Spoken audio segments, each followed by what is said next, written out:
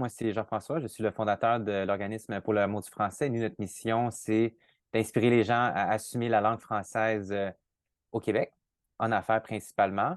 On a 3 dossiers, donc aider les gestionnaires à assumer la langue française comme langue de réunion. Le deuxième dossier, c'est aider les anglophones à assumer leur accent et leurs compétences linguistiques. Et le troisième, c'est d'aider les gestionnaires à réfuter ou refuser l'adoption de l'écriture dite inclusive. On offre des conférences, du coaching, des ateliers, des webinaires comme ça, sur les différents dossiers. Là, c'était le mois de la francophonie, donc on en a profité pour organiser 6 événements. Moi, personnellement, j'en ai participé à d'autres, donc j'ai peut-être fait 10 événements ce mois-ci. C'est un gros mois. Mais ça doit faire 1 an et demi là, que l'idée mijote. Il manquait à travers toutes les institutions qu'on a, il nous manquait un soutien pour ces 3 dossiers-là. Donc, je me suis lancé là-dedans. Pour l'anecdote, pourquoi est-ce que le dossier de l'écriture inclusive m'intéresse?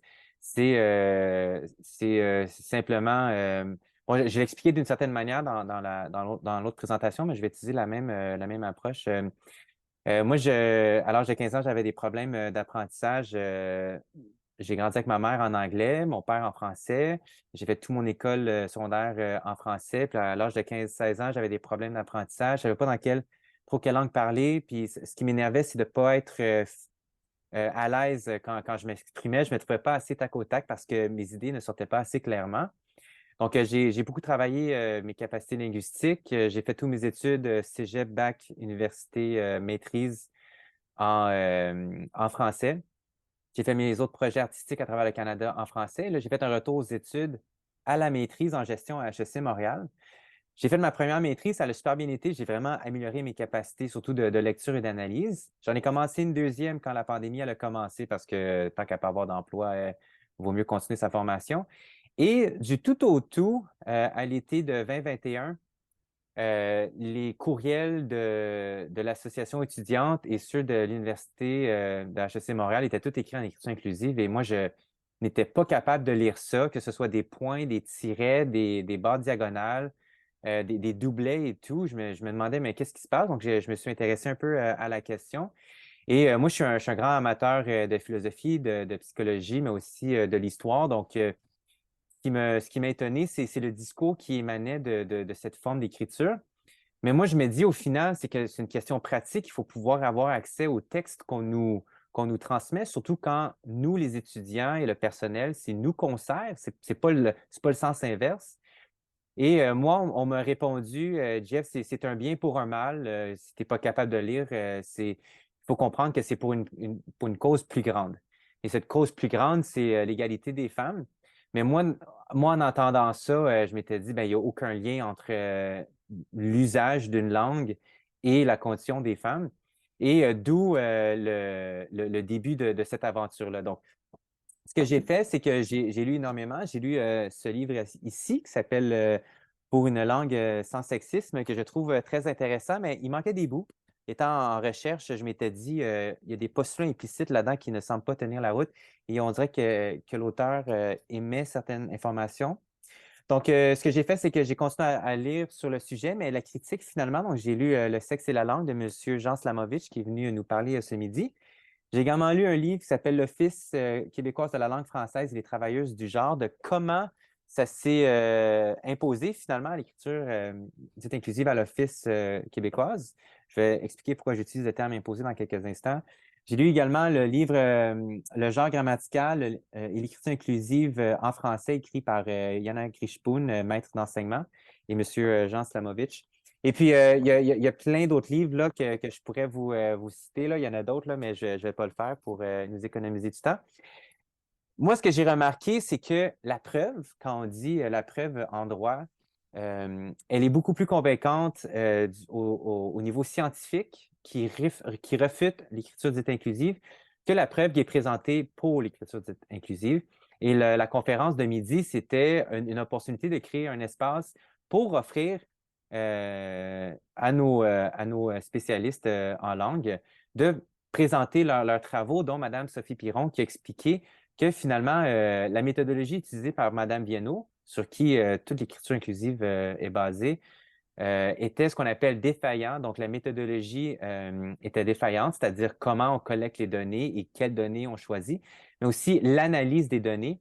Et une des conclusions de Mme Piron, c'est que tout ce que Mme Viennot explique, comme quoi les grammariens auraient masculinisé la langue, ne se reflète pas dans les écrits de l'époque. C'est-à-dire qu'il n'y a aucun grammarien qui a dit il faut qu'on masculinise la langue. Donc, ça, ces deux éléments scientifiques sont très importants à tenir en compte. Le troisième élément à tenir en compte qui est mentionné par notre ami ici, Guillaume, c'est que les travaux de M. Gigax, qui est psychologue et non linguiste. Lui, dans le fond, sa méthodologie basée sur les statistiques est également défaillante parce que le nombre d'unités dans l'échantillon est en deçà de 30 et il faut minimum 30 pour qu'un travail en statistique soit au minimum transférable dans d'autres domaines. Mais ces études aussi ne sont pas transposables dans d'autres contextes. C'est-à-dire qu'on a pris un contexte bien spécifique avec un nombre trop petit de gens et ça fait en sorte que ces travaux ne peuvent pas être cités parce que les conclusions sont non concluantes. Maintenant, ce qui est intéressant là-dedans, c'est que tout ça est un discours scientifique, ce n'est pas un discours politique, ce n'est pas un discours de rhétorique. Mais malgré la preuve scientifique, les tenants de l'écriture dite inclusive décident tout de même d'aller de l'avant avec leur projet qui est, lorsqu'on étudie la chose davantage politique et militante, qu'elle est langagière. Donc, bonjour, Madame Rush.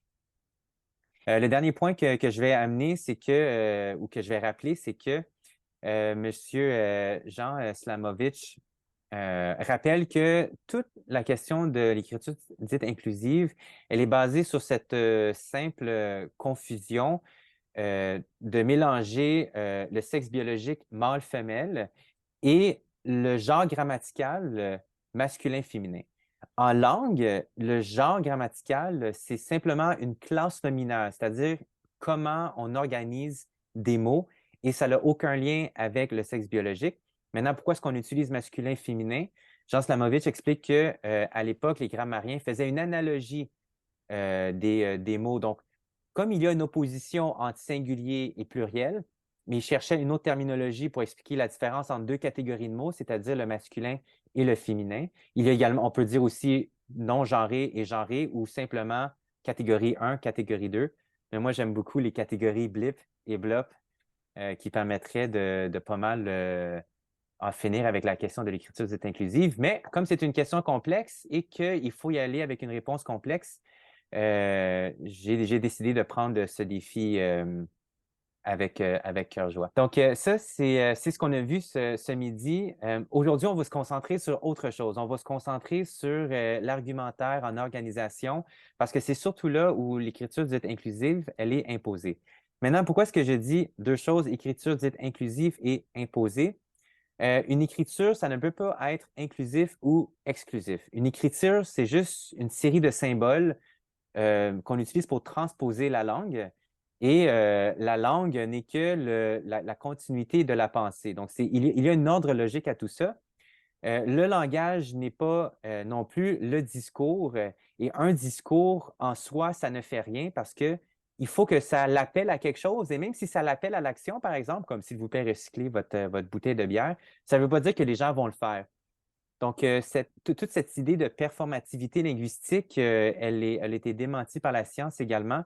Ce n'est pas parce que je déclare mon appartement comme étant un État souverain que ça va l'être. Ça, c'est la performativité linguistique. Donc, ça, c'est pourquoi je dis écriture dite inclusive, parce que c'est la marque inclusive, la marque de commerce inclusive. Et le deuxième point, on dit imposer parce qu'on va voir à travers ma présentation que l'écriture inclusive n'est pas une évolution normale et naturelle de la langue. Elle provient vraiment d'un groupe qui est très politisé et qui cherche à travers les organisations et donc à travers le droit et les politiques d'organisation de forcer les gens à employer cette pratique langagière, même si les gens n'y adhèrent pas, que ce soit philosophiquement, politiquement ou dans son usage. Il y a beaucoup de gens qui trouvent ça anormal de soit parler comme ça ou de l'utiliser. Donc, on dit imposer parce que si on ne le fait pas, il y a des conséquences. Voilà. Donc, aujourd'hui, c'est ça, on va parler du pourquoi et comment refuser l'adoption de l'usage de l'écriture dite inclusive en organisation. J'ai préparé une petite présentation. C'est rien de majeur, mais c'est juste pour avoir un petit visuel. En fait, je vais juste le garder devant moi parce que je pense que c'est mieux étant donné qu'on est un petit groupe, on peut juste se parler de personne à personne. Alors, la démarche que j'ai adoptée pour recueillir ces informations, elle est qualitative. Donc, j'ai carrément demandé aux gens que pensez-vous de l'écriture dite inclusive? Comment est-ce que ça s'opère autour de vous? Comment est-ce que les gens en parlent? Mais aussi, comment est-ce que les gens réagissent par rapport à ça? Et lorsque vous la refusez, comment réagissent les gens? Donc, c'est vraiment des questions toutes simples. Je ne dis pas que c'est un article scientifique, mais je pense que on pourrait facilement en faire un travail scientifique parce qu'ici, on est en sociologie. Donc, alors, je comprends qu'il y a des gens ici qui l'ont peut-être adopté, qu'il y a peut-être des gens qui adhèrent. J'aimerais dire immédiatement, c'est tout à fait correct. Je respecte votre opinion, je respecte comment vous opérez. Le but ici, encore, c'est de créer un espace pour discuter du contre-argumentaire et d'offrir un espace légitime pour qu'on puisse discuter et dire que ben, nous, finalement, ça ne nous tente pas de l'avoir. Quelque chose qui est très difficile à avoir en organisation pour des raisons que je vais mentionner dans quelques instants. Donc, tout ça ici, moi, je fais un effort pour avoir un ton sobre. Je ne suis pas ici pour apporter des jugements de valeur. Et je m'attends à ce que les participants aient un peu de réserve par rapport à leurs commentaires s'ils en font, parce que je sais que c'est un sujet très passionnant. C'est justement un des points de M. Jean Slamovich qui explique que un des enjeux de l'écriture dite inclusive, c'est que ça en devient une position politique. Donc, l'écriture dite inclusive, dans sa philosophie, elle est ce qu'on appelle manichéenne, dans le sens qu'il y a une pratique morale à l'employer ou à la refuser. Donc, si on l'emploie, on est une bonne personne parce qu'on est inclusif. Et si on ne l'utilise pas, ben, on est une mauvaise personne parce qu'on perpétue le patriarcat. Donc, c'est quand même des affirmations qui sont lourdes de sens et on entend ça à droite et à gauche. Euh, et c'est très complexe à déballer parce qu'il y a beaucoup de ce qu'on appelle des mots valises. Des mots valises, c'est des mots qui vont chercher des morceaux de concept un peu partout. Et c'est très difficile pour les gens de décortiquer ça parce que c'est philosophique. Il faut lire énormément là-dessus. Et donc, quand on dit que c'est manichéen, ben, quand quelqu'un avec la proposition de l'adoption de l'écriture dite inclusive arrive à la table, elle va dire, ben, la langue française, elle est sexiste et il faut qu'on arrête ça. Donc, il faut qu'on adopte l'écriture dite inclusive, sinon, on est des mauvaises personnes, on perpétue le patriarcat. Et souvent, moi, ce que j'ai observé et ce qu'on me rapporte aussi, c'est que lorsque on veut argumenter contre et dire, oh, ben, j'ai lu là-dessus et je suis contre ça, donc je propose qu'on ne l'adopte pas, les tenants de l'écriture dite inclusive adoptent des comportements qui sont euh, je- on va qualifier de antidémocratique. Le terme antidémocratique est à quelque part bien choisi parce que dans notre démocratie aujourd'hui, ce qu'on valorise, c'est le droit à nos opinions sans crainte de représailles, mais aussi on accorde beaucoup de place à la science parce que la science nous permet d'avoir un lieu commun, de mettre à l'épreuve des théories, des pratiques et de démontrer si quelque chose est concluant ou non. Dans le cas de l'écriture dite inclusive, nos panélistes ont démontré que c'est une théorie qui est invalide de par sa méthodologie et que ces pratiques langagières n'ont pas d'effet sur la condition des femmes puisque une langue n'est pas performative. Je vais faire une petite parenthèse là-dessus. Euh, il y a une différence entre le langage, une langue, des mots et un discours. Et ce que M. Slamovich explique, c'est que dans la théorie de l'écriture dite inclusive, on ignore, et je vais sortir le terme parce que c'est très pertinent, le terme, c'est l'interconstitution des mots. C'est-à-dire qu'un mot en soi ne signifie pas grand-chose, il doit être précédé et suivi d'autres mots, et c'est quand on met ces mots-là ensemble qu'on va comprendre le sens du mot. Donc, si je dis à mon frère, tiens, qu'une grosse patate, Ou si je lui dis, peux-tu m'amener une patate au four? Le mot patate ne veut pas dire la même chose. C'est la même chose pour les mots il, elle et pour tous les autres mots qui sont genrés. Un autre enjeu de l'écriture dite inclusive, c'est qu'on mélange beaucoup de concepts. Quand on dit qu'on invisibilise quelqu'un à travers la langue, ce n'est pas un postulat qui est valide parce que la langue n'est pas là pour visibiliser quelque chose. Elle est là pour pour désigner un référent.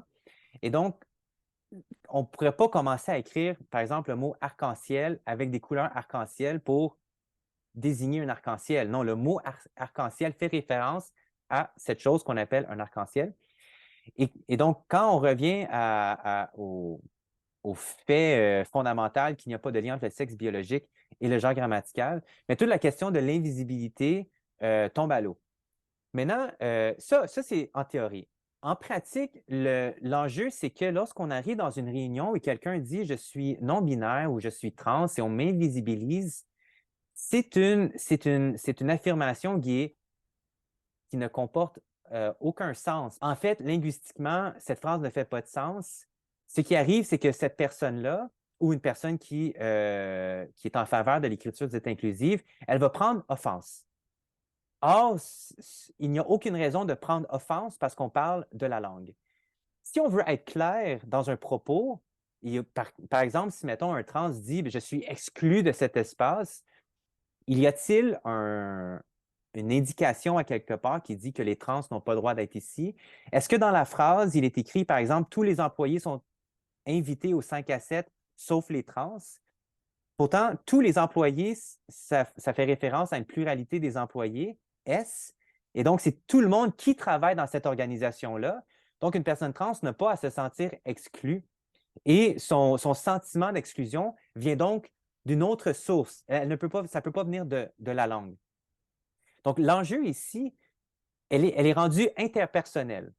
Donc, il y a une différence entre une personne qui ne sait pas comment se comporter avec une personne trans ou une personne qui se dit non-binaire, et il y a une différence avec l'usage de la langue.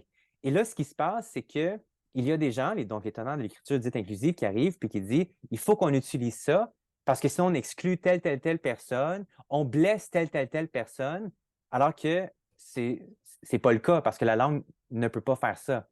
Un propos, par exemple, peut le faire, mais les politiques qu'on a, en tout cas au Québec, ne sont pas exclusives d'un groupe de gens. Donc, l'enjeu de gestion ici, c'est que les relations interpersonnelles sont gravement affectées.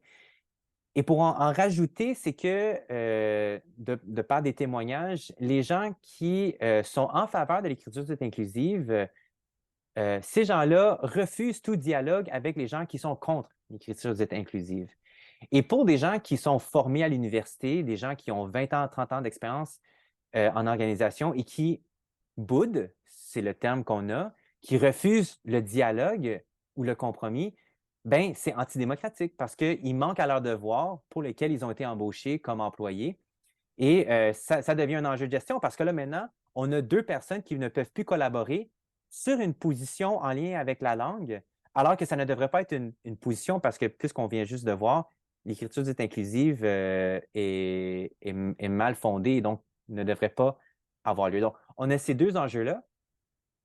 Il y a d'autres enjeux en termes de communication au niveau de la lecture de la chose et de l'écriture de la chose. Donc, quand on veut lire l'inclusif, c'est très difficile, que ce soit le point, les doublets ou la rédaction épicène, ça fait ce qu'on appelle, ça appauvrit le langage. Quand on dit que ça l'appauvrit le langage, c'est que ce n'est pas aussi clair et aussi efficace que ça pourrait l'être. Okay? Donc, ça, c'est un problème. Le deuxième problème, c'est pour les gens qui l'écrivent. Ce n'est pas naturel d'écrire en inclusif. L'inclusif exige un effort constant pour réfléchir d'une certaine manière, mais cette réflexion empêche finalement la réflexion authentique qui est celle « j'essaie de communiquer quelque chose clairement et efficacement ». Donc, ça c'est un autre enjeu, donc, pour la personne qui écrit et la personne qui reçoit le document. Ça, c'est juste pour les gens qui sont très fonctionnels avec la langue, il faut aussi parler des gens qui ne sont pas fonctionnels avec la langue. Donc, il faut se rappeler qu'au Québec comme en France, il y a quelque chose comme 50% de la population qui est analphabète fonctionnel. Ça veut dire qu'ils peuvent lire le titre du journal, ils peuvent peut-être lire les 2 premières phrases, mais après ça, ça commence à être difficile. Maintenant, ces gens-là, ils ont droit à la connaissance. Donc, en s'améliorant, ils ont droit à avoir accès à notre langue commune. Maintenant, ce qui arrive, c'est que l'écriture est inclusive, elle est née d'un petit groupe de gens qui se sont spécialisés dans la langue française et qui ont développé non seulement une nouvelle graphie, des nouveaux mots, mais aussi un nouveau système du genre grammatical qui ne colle pas au système naturel du genre grammatical francophone. Donc là, ce qui arrive, c'est qu'on a une élite linguistique qui se dit vertueuse parce qu'elle fait la bonne chose en incluant des gens à travers l'écriture dite inclusive. Et il y a le reste des gens qui soit ne peuvent pas comprendre ce qui est lu, ce qui est écrit, ou n'y adhèrent pas. Et quand on dit que l'écriture dite inclusive, elle est imposée, bien, elle est imposée parce que ce petit groupe de gens, en général, finissent dans des positions de pouvoir et au lieu de utiliser leur position de pouvoir pour opérer leur organisme, mais ils vont aussi utiliser cette position de pouvoir pour dire on utilise maintenant l'écriture dite inclusive, même si vous n'y adhérez pas et même si vous ne pouvez pas la comprendre. Donc ici, on a un problème que moi, je connais comme étant antidémocratique. Un autre enjeu qui se déroule, moi j'ai parlé avec des amis, moi je suis dans le domaine de l'environnement, développement durable, transition énergétique, et mes amis qui sont en innovation sociale et tout sont très proches de tout ce qui est l'inclusion, les DI, etc. Et il y a de plus en plus de gens dans mon entourage qui réalisent que c'est peut-être pas une bonne approche. Mais ce qui se passe, c'est qu'il y a tellement de pression sociale dans leur milieu professionnel pour adopter l'écriture dite inclusive ou les DI qu'ils ne peuvent pas s'en défaire. Donc là, ils sont pris dans un carcan qui est somme toute politique parce que ça n'a rien à voir avec la langue, ça a à voir avec une pratique langagière. Ils sont pris avec ça. Et ce qui se passe aussi, c'est qu'il y a certaines personnes, dans le fond, on est des êtres humains, on aime ça avoir raison. Il y a des gens qui ne veulent pas avouer que finalement leur opinion sur l'écriture dite inclusive était mal informée. Ce qui nous amène, dans le fond, à ce phénomène qui s'appelle la dissonance cognitive, qui est comment est-ce qu'on arrive, mettons moi, je veux parler à ma collègue et je veux lui dire, écoute, tu as lu quelque chose sur l'écriture dite inclusive et tu l'acceptes comme c'est, d'accord? Est-ce que tu me permets de te montrer le contre-argumentaire pour que tu ne l'adoptes plus?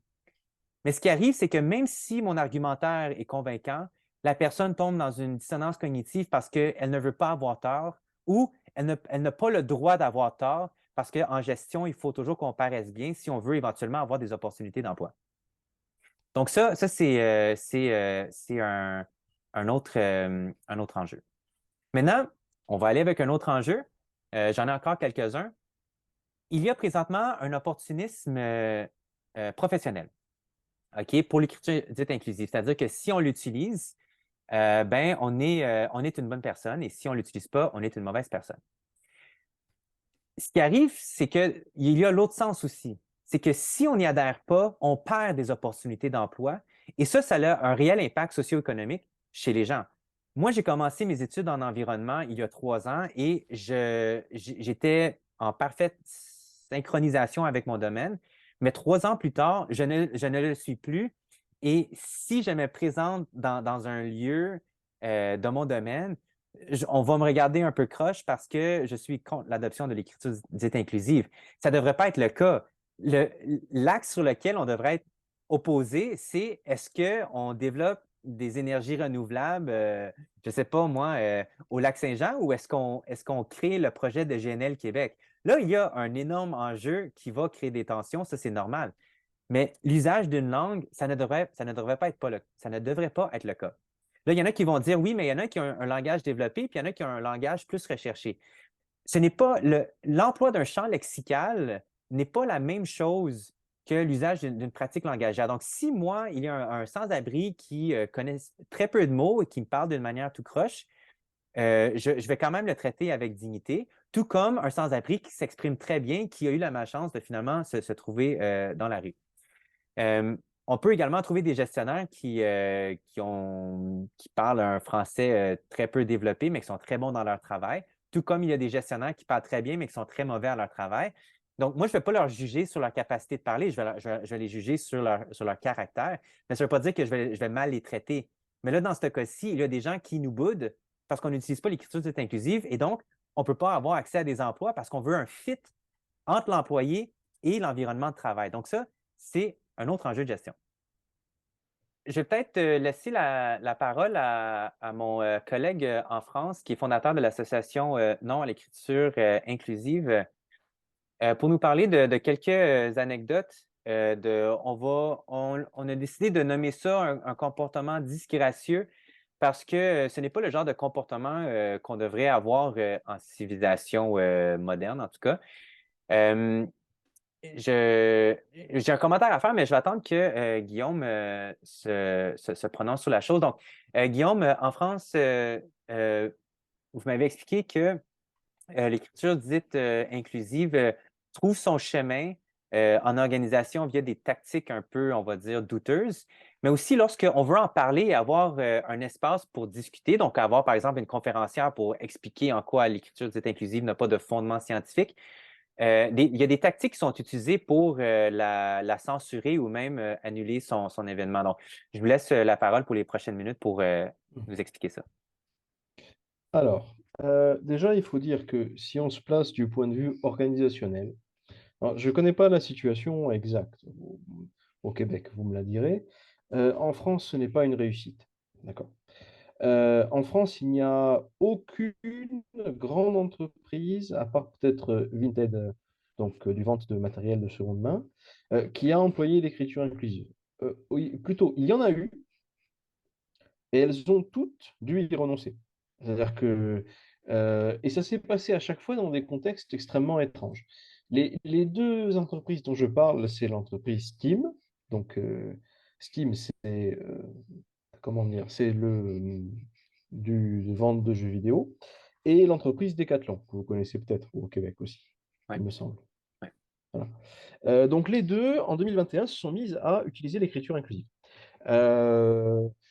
Et donc, quand Steam a commencé à l'utiliser à peu près dans toute son interface graphique, les gens ont protesté. Mais les gens ont protesté, je pense que le forum faisait 800 pages de gens qui disaient, on ne nous impose pas, on ne nous a pas consultés, c'est parce que c'est, on a l'impression que, voilà, on n'a pas. Pourquoi est-ce que des gens, soudain, se décident à changer la langue sans demander aux utilisateurs?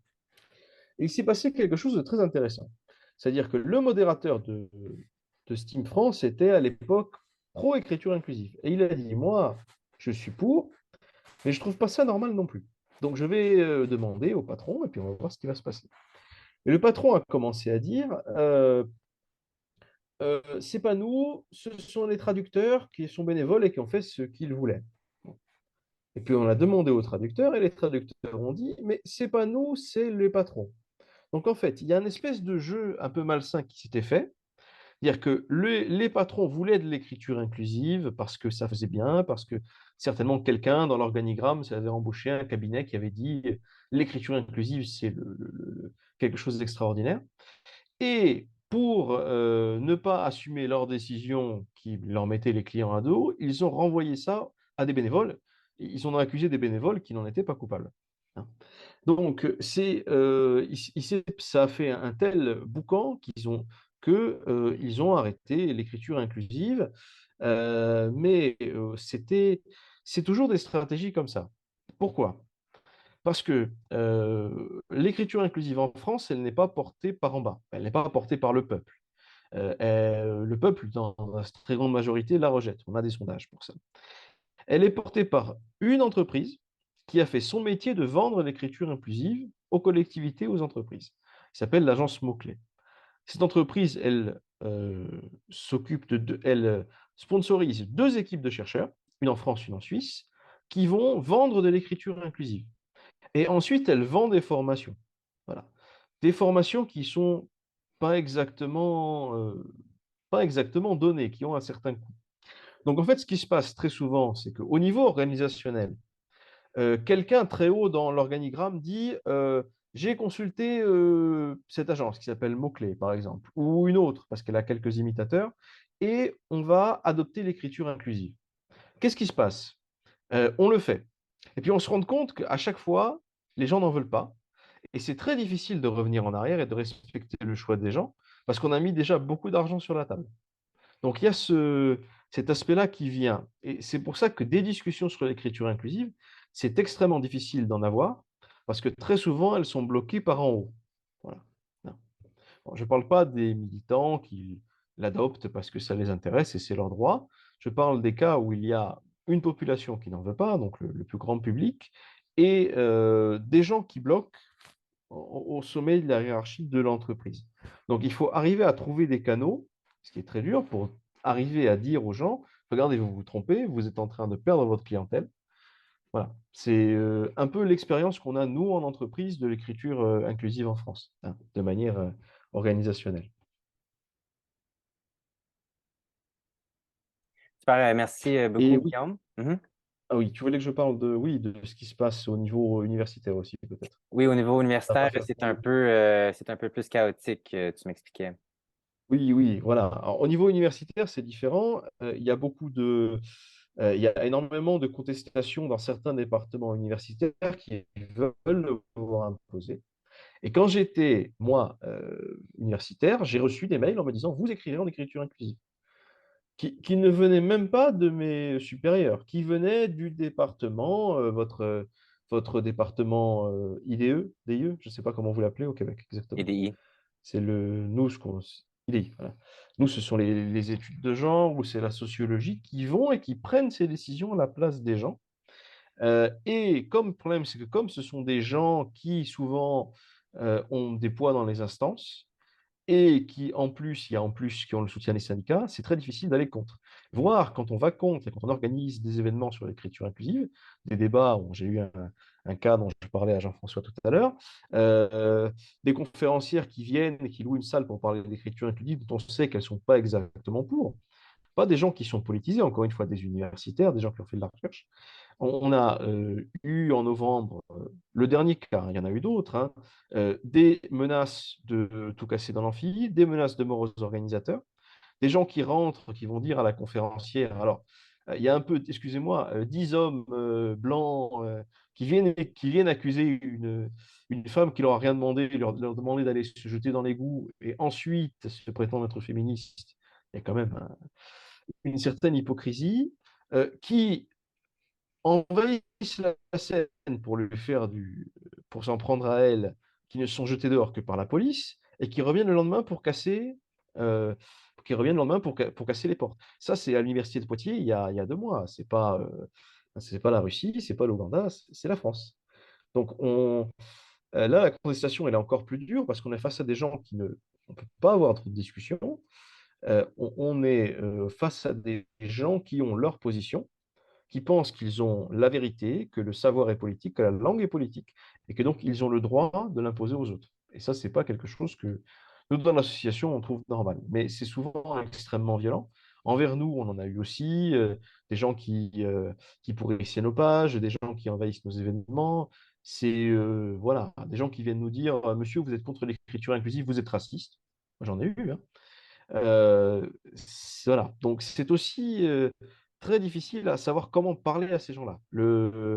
Alors, je ne sais pas exactement comment on peut arriver à communiquer, mais peut-être qu'on peut trouver une solution dans dans cette conférence. Hein.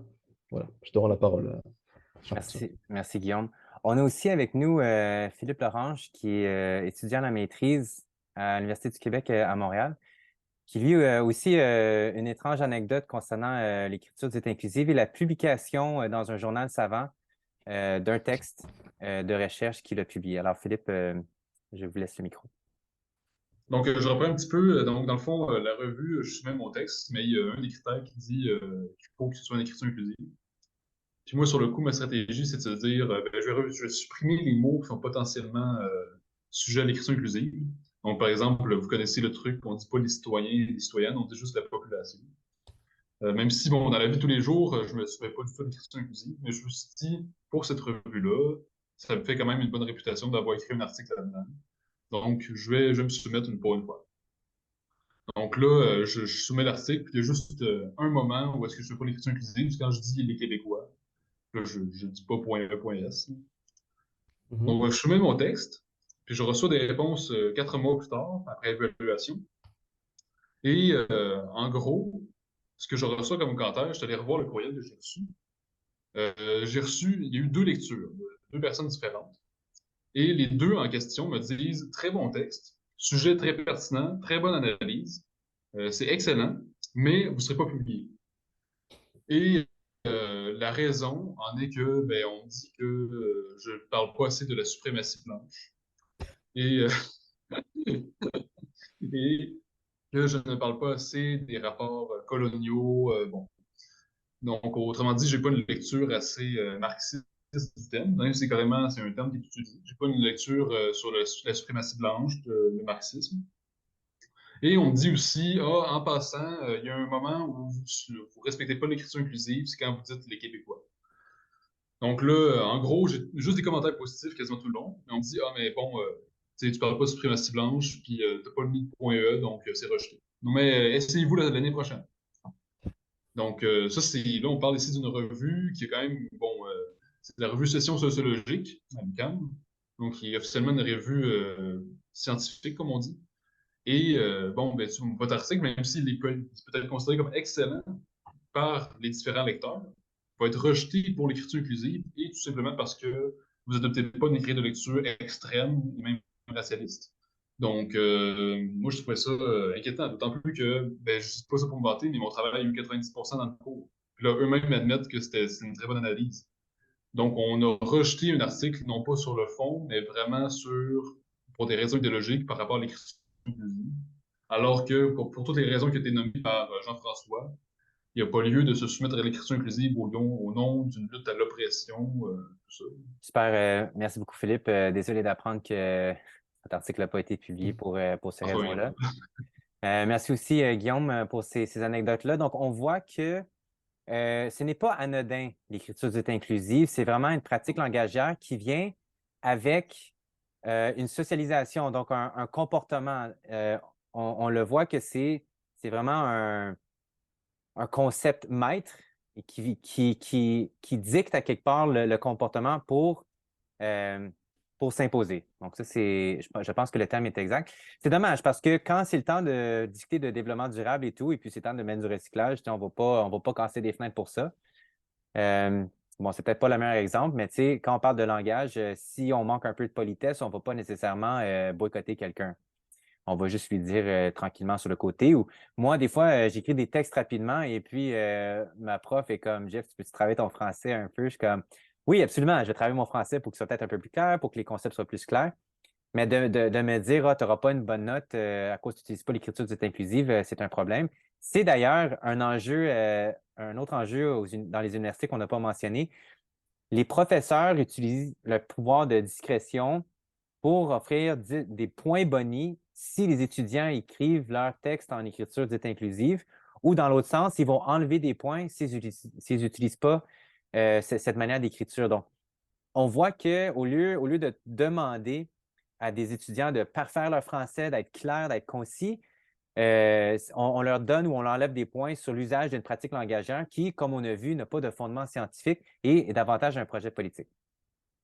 Donc là, on a vu jusqu'à présent,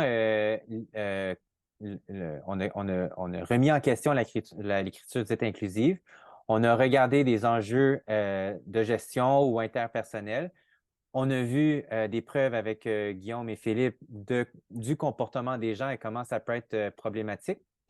Maintenant, il faut en faire quelque chose parce que si on laisse nos amis, nos collègues, nos camarades agir de la sorte, en tout cas, moi, je ne vois pas le futur d'un bon œil. Donc, les gens se posent la question, mais qu'est-ce qu'on peut faire? Moi, je suis en gestion. J'ai travaillé très longtemps en gestion, en vente, marketing. Il y a beaucoup de gestion de crise. On fait appel au leadership d'une personne pour ramener les gens ensemble. Donc, l'approche que je propose, premièrement, est celle de ne pas suivre l'exemple de ce qu'on voit dans les médias. Donc, dans les médias, ce qu'on voit, c'est des ripostes très rapides. C'est des ripostes qui flashent, excusez mon anglicisme, Mais ça vend. Les gens aiment ça, entendre ça ou lire ça. Ça a du punch, ça a du caractère, comme on dit.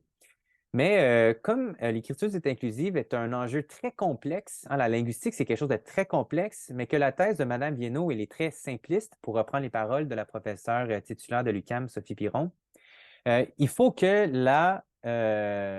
l'approche soit tout aussi complexe.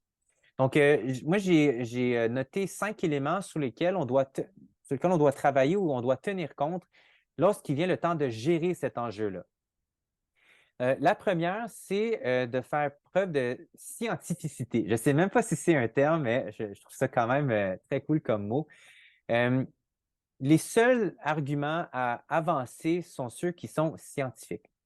Quand un argument est scientifique, elle colle à l'esprit, c'est-à-dire que on pourra déclarer tout ce qu'on voudra, mais lorsque la science démontre quelque chose qui est indéniable, ben, c'est pas qu'on y adhère, c'est qu'on l'accepte parce que c'est ça la science. Il faut qu'on mange un minimum de 1800 à 2500 calories par jour, sinon on meurt. Il faut qu'on boive de l'eau à chaque jour, sinon on meurt. C'est pas quelque chose sur lequel on peut avoir un projet politique. Même chose pour l'écriture dite inclusive.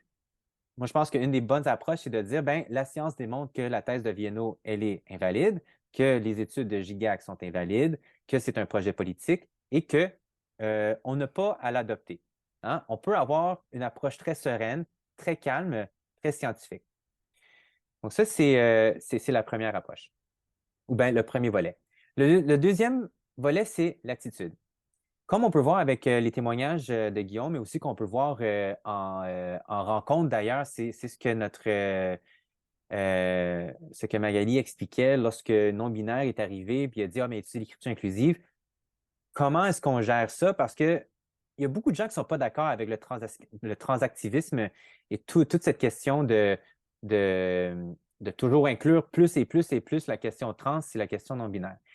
Les gens qui vivent ces expériences-là vont prendre beaucoup de choses personnelles et je pense que la meilleure attitude à avoir, c'est d'être calme et de ne pas prendre les commentaires personnels. Donc, il faut avoir une certaine vision stratégique de la chose pour demeurer pas insensible, mais de ne pas se laisser affecter par des attaques personnelles ou des menaces qui sont d'ailleurs répréhensibles et pour lesquelles on peut déposer des plaintes en organisation. Mais bon, l'attitude, c'est important. Donc, restez calme et respectez votre interlocuteur. Ça, c'est super important. Maintenant, qu'est-ce qu'on fait de la réplique? Hein, parce qu'on a la preuve scientifique, on est calme, mais là, on nous envoie un paquet d'affirmations qui sont de plus en plus fausses et ça vient aussi avec son lot d'émotions. Moi, je pense que c'est très important d'abord de reconnaître l'autre personne et de dire qu'on a compris son argumentaire. On les a entendus. OK? La deuxième chose, c'est de ne pas se mettre dans une posture de réplique, justement.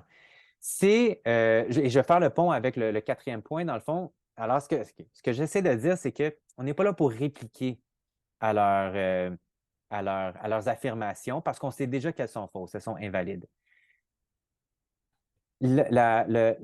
L'approche que moi je préconise, c'est la gestion de cette situation-là. Donc, il faut être plus stratégique. Il faut qu'on gère le démantèlement, si on veut, de la théorie de l'écriture dite inclusive lorsqu'on est en rencontre.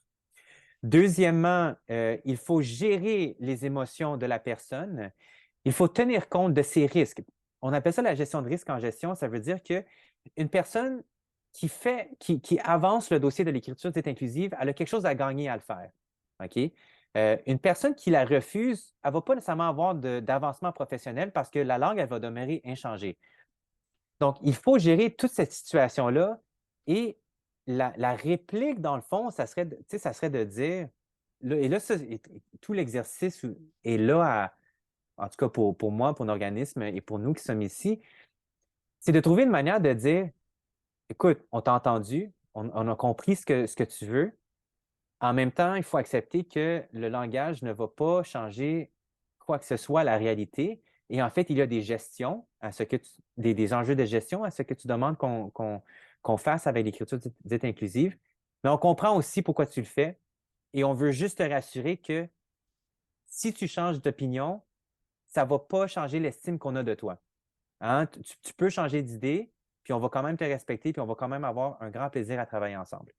Et ça c'est pour moi une approche positive. D'ailleurs, le nom de mon organisme, pour l'amour du français, c'est qu'il faut expliquer à ces gens-là que si vous décidez de changer votre fusil d'épaule, vous ne serez pas une mauvaise personne, comme le dit la théorie de l'écriture inclusive. Vous allez simplement être du côté des gens qui veulent un français qui est accessible à tous. Donc, ça, c'est les 4 points. Donc, la science, l'attitude, ne pas répliquer directement aux commentaires d'une personne qui veut employer l'écriture dite inclusive, mais d'avoir une approche de gestion et de dire on prend en compte toute la situation. Et le dernier point, c'est d'avoir une vision à long terme. Une vision à long terme, c'est de dire on ne va pas régler la question maintenant. On a le droit d'en parler. On a le droit d'appeler des experts à la fois pour entendre le camp pour et entendre le camp contre. Ça peut prendre du temps, ça peut prendre des mois parce qu'on a plusieurs dossiers, mais ça ne presse pas. On n'a pas besoin de le faire demain. Si on ne le fait pas demain, il n'y a personne qui va mourir. OK? Donc, ça, je pense que c'est l'approche à prendre parce qu'en diluant, si on veut, l'intensité de la conversation ou de l'enjeu, on permet de recalibrer je vais dire ça comme ça, la cohésion sociale de l'équipe et de l'espace de travail. Donc, ça, c'est l'approche que je propose. Les arguments scientifiques, une attitude calme et sereine, de ne pas répliquer directement, gérer la chose comme étant un enjeu de gestion et de le voir sur le long terme. Bien sûr, une autre approche, c'est de faire appel à moi pour que je puisse arriver dans votre organisation et faire une présentation et répondre aux questions. Donc, voilà, ça conclut pas mal ce dont je voulais parler. On a parlé de la conférence de ce midi. On a démontré les enjeux, le comportement des tenants de l'écriture dite inclusive, une approche également. Maintenant, ce que j'aimerais faire, c'est vous entendre sur soit, premièrement, l'approche que je propose. Donc, est-ce que vous avez déjà essayé ça? Est-ce que ça fonctionne ou ça n'a pas fonctionné? Et aussi, si vous voulez partager vos expériences par rapport à une situation que vous vivez en ce moment par rapport soit à l'adoption ou un processus de refus de l'écriture dite inclusive, ou simplement si vous voulez nous expliquer quelque chose qu'il faudrait qu'on tienne compte pour la suite des choses.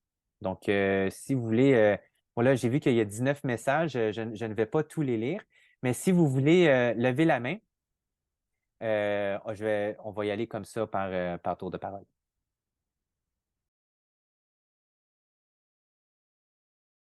Je prends la balle au bon, je fais une réflexion comme ça, mais c'est quelque chose sur lequel on va devoir travailler sur les prochains mois. C'est de se poser la question, comment est-ce qu'on peut parler de ça en faisant une démonstration scientifique que c'est intenable et qu'on comprend bien les revendications des autres, mais ce n'est pas que pour des questions pratiques que c'est intenable, mais au niveau théorique, ça ne tient pas la route. Alors, je pose la question, pourquoi est-ce qu'on continue à passer des réunions sur ça alors qu'on a d'autres enjeux à régler, nous étant sous-financés dans nos universités? Okay, donc, ça peut être une approche. Pardon? Je vais vous répondre très rapidement. Oui, donc c'est la question que je pose. Est-ce qu'on peut avoir cette approche-là? Est-ce que ça aurait un effet? Je vais vous dire, en plus des solutions que vous avez apportées. Donc, c'est sûr que là, c'est un tiré à part d'un diaporama qui prend à peu près 1 heure à présenter. Puis, c'est tous des faits que je présente. Je les présente à mes collègues et ça, justement, c'est un peu coupé l'herbe sous le pied parce que c'était comme… Ouais. Ce qui nous aide beaucoup depuis 1 mois, c'est les comités à Radio-Canada, au Devoir, à la presse, qui ont passé des mois, qui ont dépensé des fortunes pour adopter une politique. Donc, le travail de débroussaillage, il est fait maintenant. On n'a qu'à dire, est-ce que finalement, par exemple, si vous êtes dans un journal ou dans une institution, est-ce qu'on va aller contre la position de comités très, très sérieux qui se sont penchés dans ces institutions-là et qui ont dit que c'était impraticable? Oui, Puis là, ça coupe. Oui, je trouve ça intéressant. Oui, je trouve ça intéressant ce que vous dites. Après ça, Guillaume, je vous passe la parole. C'est que, est-ce que ces comités-là sont crédibles? Il faut poser la question parce que dans le livre de M. Guy Laflèche, qui m'a envoyé son livre dédicacé, L'Office québécoise de la langue française et les travailleuses du genre, ce qu'il fait, c'est qu'il retrace comment l'écriture dite inclusive en est arrivée à une recommandation par l'OQLF. Et il en vient à la conclusion simple que les 5 personnes qui étaient sur le comité n'étaient pas grammariens, ils n'étaient pas nécessairement linguistes. Et donc, ils se sont improvisés linguistes parce qu'ils travaillent avec la langue. Et donc, c'était finalement une énorme erreur de raisonnement que en arriver à cette recommandation-là. Monsieur Laflèche a envoyé son texte à l'OQLF, aux médias et tout ça, et on l'a boudé, alors que lui, il est un auteur quand même bien connu. Et donc, moi, je me permets de me poser la question, est-ce que je peux faire confiance à Radio-Canada qui se fait tordre le bras par les politiques de Trudeau de changer son approche journalistique? Moi, je pense que je mettrais un doute sur eux. Le Devoir également.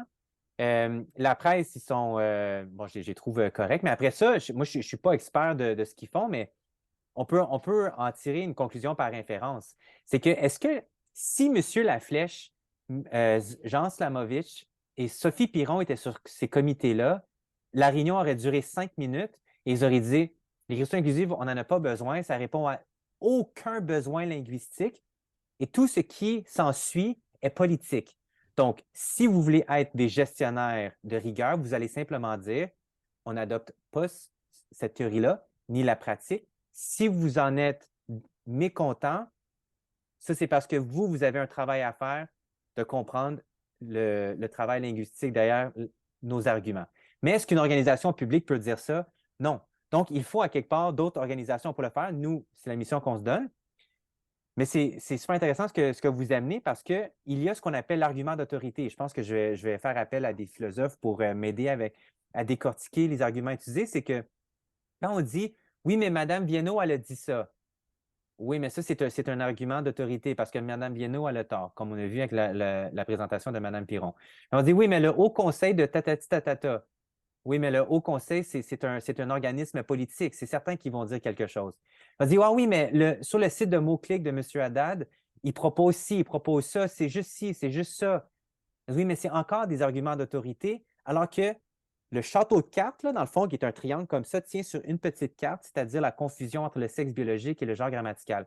On enlève ça, il n'y a plus de carte. Donc, est-ce que, tu sais, est-ce que ces comités-là, finalement, on leur a expliqué que le château de cartes est à l'envers et qu'il suffit de retirer cette carte-là? Donc, c'est ça qui est super intéressant, puis c'est les discussions que moi, je veux avoir. Moi, je les sollicite. Il y a certains qui me retournent l'appel, il y a d'autres non.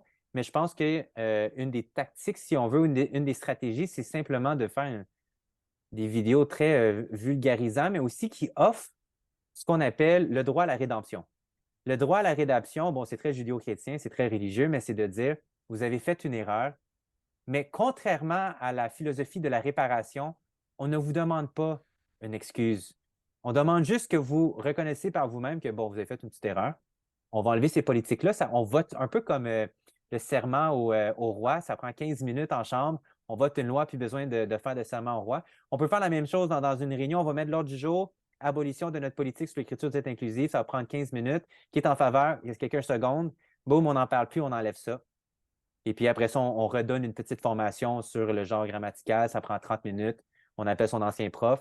Tu sais, c'est tout bête. Tu sais, c'est tout bête. Donc, c'est super intéressant ce que vous amenez parce que vous démontrez à quel point c'est complexe pour faire avancer quelque chose qui ne tient pas scientifiquement.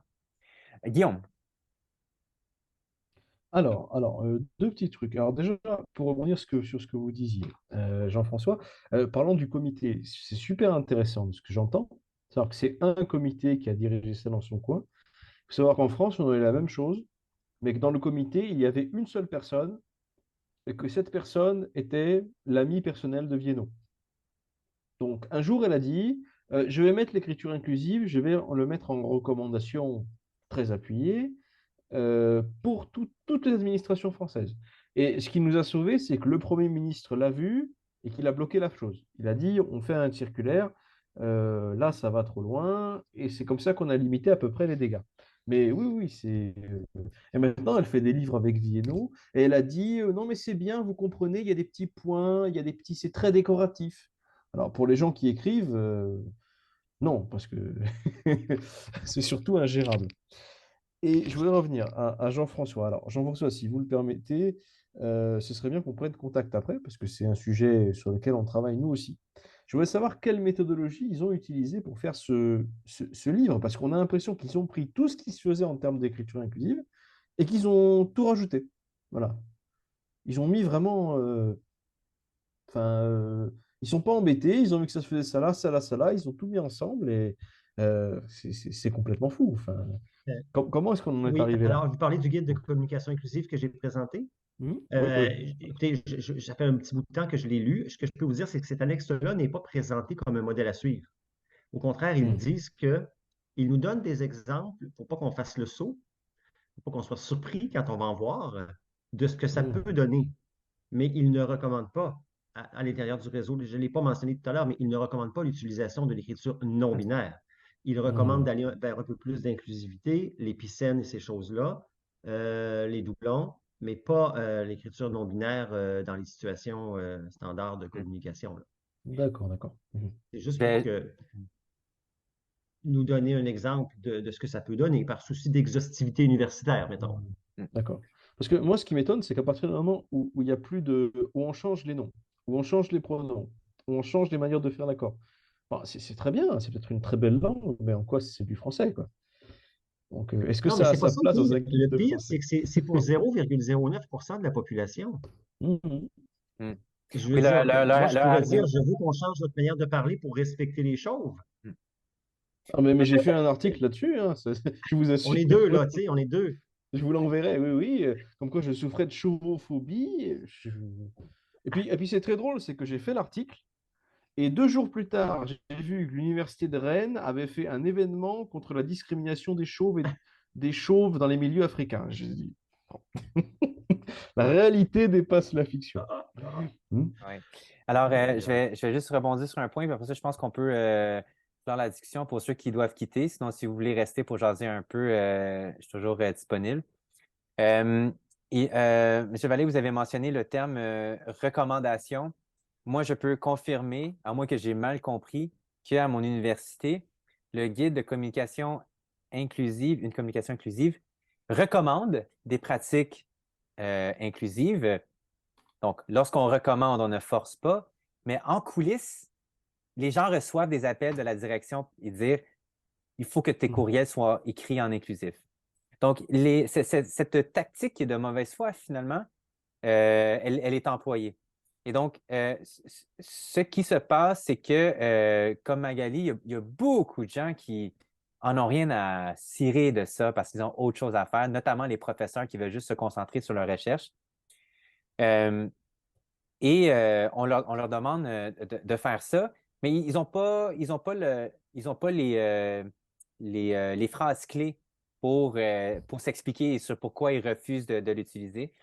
Et donc, ça, c'est une pratique à mettre en lumière pour que les gens aient cette conscience collective-là de comme, moi, je suis tanné qu'on me dise on recommande et qu'après ça, si je ne le fais pas, ben, on ne confirme pas mes heures de vacances ou tu sais, je ne suis pas invité au party de bureau, là. Donc, c'est vraiment dommage parce que c'est ça qui se passe. Je comprends que si un employé est tout le temps en retard, il ne va pas avoir son bonus à la fin de l'année. Ça va, c'est une pratique normale. Mais de dire que si vous n'utilisez pas tous ces néologismes, ben, que là, vous êtes puni, pour moi, ce n'est pas une pratique recommandable. Et je pense, comme ce qui est témoigné, c'est que c'est toujours des petits comités qui décident pour tout le monde. Alors, lorsque on me dit, oh, il y a un consensus, c'est un faux consensus parce que les gens ont peur. Les gens ont peur de se prononcer puis de mal paraître. Et je dirais aussi, je terminerais, d'ailleurs, Magali, ça pourrait être une réflexion sur laquelle tu pourrais peut-être bâtir pour aider ta position contre l'écriture inclusive ou en tout cas, dans le sens où tu veux aller, là, c'est c'est de dire, attends, je suis en train de perdre mon fil d'idée. Attends, il n'est pas trop loin, il est comme là, là. Ah oui, c'est ça, OK. Les gestionnaires, ils ont deux responsabilités. La première responsabilité, c'est de faire avancer les dossiers dont ils héritent. OK? Donc, quelqu'un arrive, directeur des communications, comité des ressources humaines ou whatever. Eux, ils ont des dossiers, il faut qu'ils les fassent avancer. En étant en poste, ils vont aussi hériter de nouveaux dossiers. Hein? C'est dans leur fonction. Ça, c'est leur première responsabilité. Mais leur deuxième responsabilité, c'est de bien paraître. Et le bien paraître dépend de ce qu'on appelle, j'emprunte l'expression de M. Lorange, d'une conversation qu'on a eue. Ça s'appelle l'esprit des temps présents. Donc, lorsque tout le monde pense qu'il faut être en faveur de l'IDI, il faut qu'on utilise l'écriture inclusive, c'est très difficile de dire, ah ben non, mais moi, je suis pas en accord de ça. C'est comme quand tout le monde dit, ah, moi, j'ai adoré Black Panther, le film, et finalement, c'est un film Marvel, puis c'est pas si bon. Ou le film Avatar, on s'entend que l'histoire était vraiment poche. C'est beau graphiquement. Mais c'est difficile d'aller contre cet esprit des temps présents. Donc, il faut tenir en compte que les gestionnaires, ils ont toujours leur carrière et leur réputation sur la ligne. Et donc, il faut qu'il y ait à quelque part ce petit mouvement, si on veut, pour dire c'est correct de dire non. Et je pense que ça devrait se répandre assez rapidement, comme dans une fiche sommaire ou quelque chose. Je vais travailler là-dessus pour que les gestionnaires puissent se le passer rapidement comme on se partage les mises. D'ailleurs, je viens de voir le commentaire de Magali. Petit comité, nous sommes 3 sur le nôtre. En effet, d'ailleurs, je vais rebondir là-dessus pour conclure. Je vous remercie beaucoup d'avoir été présent puis d'avoir écouté la présentation. C'est vraiment, en tout cas, une première. Moi, j'en ai pas vu d'autres. Je vois les linguistes donner des conférences et tout, mais c'est très complexe. Et moi, c'est un honneur que de prendre la balle au bon et trouver une manière d'opérationnaliser leur contre-argumentaire scientifique pour que des gens comme nous et des gens qui sont très normaux, qui n'ont rien demandé, doivent pouvoir s'approprier le contre-argumentaire. Donc, ça va être, je dis notre travail parce que je sais qu'on est plusieurs à travailler sur cette question-là à travers le monde. Et avec Pôle en mots du français, un de mes objectifs, c'est de rallier tous ces gens-là autour de la même table pour qu'on puisse échanger nos connaissances et parler aussi de nos enjeux parce que ça devient émotif, ça devient tannant à un moment donné. Comme moi, j'ai passé tout mon mois de mars là-dessus alors que j'ai un mémoire à remettre à la fin avril. Donc, j'ai vraiment hâte que cette question-là se résout parce que, comme Magali, moi, j'ai travaillé très fort pour maîtriser mon français. Et puis là, tout d'un coup, on me fout un coup de bâton dans les tibias et que, un, je suis plus capable de lire et deuxièmement, si j'écris pas comme eux, je suis une mauvaise personne. Mais je dis non, non, non, je ne veux pas vivre dans une société comme ça. Il y a déjà assez de problèmes. Donc, sur ça, je vous remercie beaucoup d'avoir participé. Vous pouvez toujours aller sur notre site Internet pour d'autres informations. Et donc, n'hésitez pas, soyez courageux, ayez un esprit scientifique, une bonne attitude. Ne répliquez pas à une réplique, mais ayez une vision de gestion de la chose et voyez aussi l'enjeu sur le long terme. Je pense qu'on pourrait régler la chose en 2 ans. Il faut juste comprendre le cycle des élections des gens dans les CA et le cycle des agendas tout simplement. Donc, on n'a pas à s'énerver. Je pense que de l'autre côté, c'est beaucoup plus émotionnel. C'est eux qui ont des burn-out. Moi, je vous invite à ne pas le prendre trop personnel et de dire qu'on a la science de notre côté. Quand on a la science de notre côté, ben, c'est juste un travail d'un petit peu plus longue haleine.